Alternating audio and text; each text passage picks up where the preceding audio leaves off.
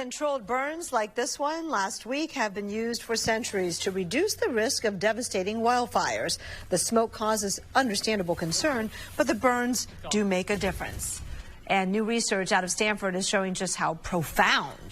Yes, ABC 7 News anchor Dan Ashley joining us now with more details on the effectiveness of those controlled burns. Dan? Yeah, Larry Kristen, not only did this study confirm the effectiveness of fighting fire with fire, but it also shows controlled burns could save the state billions of dollars. If you weren't familiar with the strategy, watching crews fighting fire with fire might seem unsettling. But in areas like the San Vicente Redwoods and the Santa Cruz Mountains, prescribed burns, as they're known, are already showing results. Susie Petrie is a project manager with the Peninsula Open Space Trust, which helps manage San Vicente. So right now I'm standing in an area where we did a prescribed burn just 6 months before the CZU fire. And what we see is green trees. It's a stark contrast. The surviving trees stand just a few feet away from the charred remnants of forest land blackened when the CZU fire roared through the Santa Cruz Mountains in 2020. Petrie says controlled burns thin out the underbrush and reduce the fuel load available for the advancing flames. Crews are now planning another burn as early as this weekend, depending on the weather. The benefits of prescribed burns have been known for centuries. Native Americans used them to keep the forests healthy.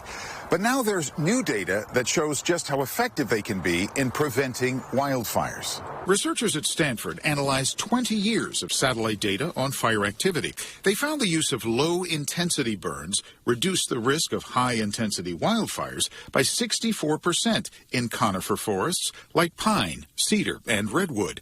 Co-author Michael Wara researches climate and energy policy at the Stanford Doerr School of Sustainability. Well, I think the way you could think about this is that fire is a kind of medicine for forests. And so what we're trying to measure is what the treatment benefit of the medicine is. While the controlled burn strategy has gained momentum in recent decades, it also marks a departure from early forest management strategies that helped shape forests in California, with a priority on suppressing fires rather than thinning fuel loads. What we're showing is that low-intensity fire reduces the chance of future high-intensity fire by a large margin. Researchers also found the benefit from a strategic burn lasts for the better part of a decade, roughly 8 years. Back at San Vicente, managers are hoping the work they're doing will help protect the majestic redwood groves, burning away the same fuel that's helped trigger disasters in the past.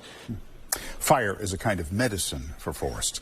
The Stanford researchers are hoping the study helps with planning for wildfire prevention.